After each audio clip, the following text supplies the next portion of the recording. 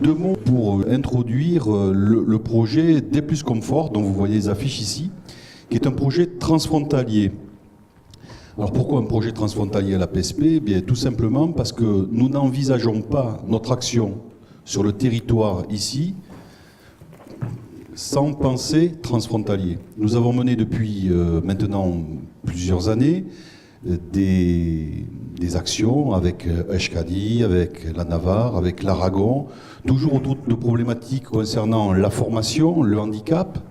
Et nous avons maintenant, depuis plus d'1 an, lancé ce projet qui s'appelle D+ Confort, et vous verrez que la journée d'aujourd'hui s'inscrit naturellement dedans, puisqu'on est bien sur la compétence des professionnels travaillant auprès de personnes dépendantes. Et le management, figurez-vous, ça fait partie de ces compétences-là. Dans le cadre du projet transfrontalier D+ Confort, un des profils choisis a été celui des managers, des cadres intermédiaires. Donc dans la journée d'études d'aujourd'hui, brillamment menée par Carole Knoll et par Michel Dubic, on a abordé des pistes d'études pour améliorer les compétences de cette fonction-là.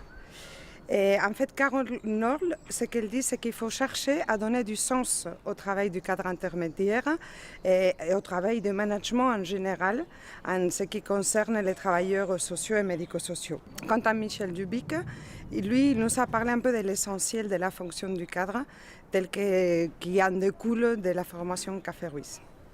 Oh, il est clair qu'une journée d'études, de réflexion, un moment de pause où on parle, qu'est-ce que c'est que cette fonction d'être cadre, intermédiaire, manager dans une institution, dans un organisme, ça sert toujours, ça sert à se poser nous-mêmes des questions et à voir où est-ce qu'on en est. Il est évident que ça nous donne aussi des bases et ça nous renforce dans le travail qu'on est en train de faire. La main.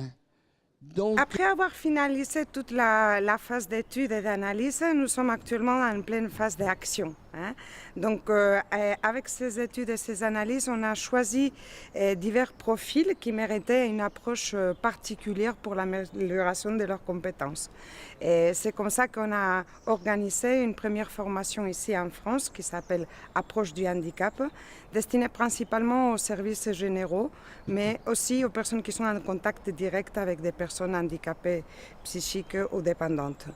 Et actuellement, nous sommes en train d'étudier comment transférabiliser cette formation, puisque en juin, on va faire la même formation, un peu adaptée au marché espagnol, bien évidemment, en Aragon. Mis à part tout ce qui est formation, en Navarre, ils viennent de faire un outil de gestion des compétences destiné aux ressources humaines, et on est en train d'étudier aussi quelle serait la faisabilité de la rendre transfrontalière.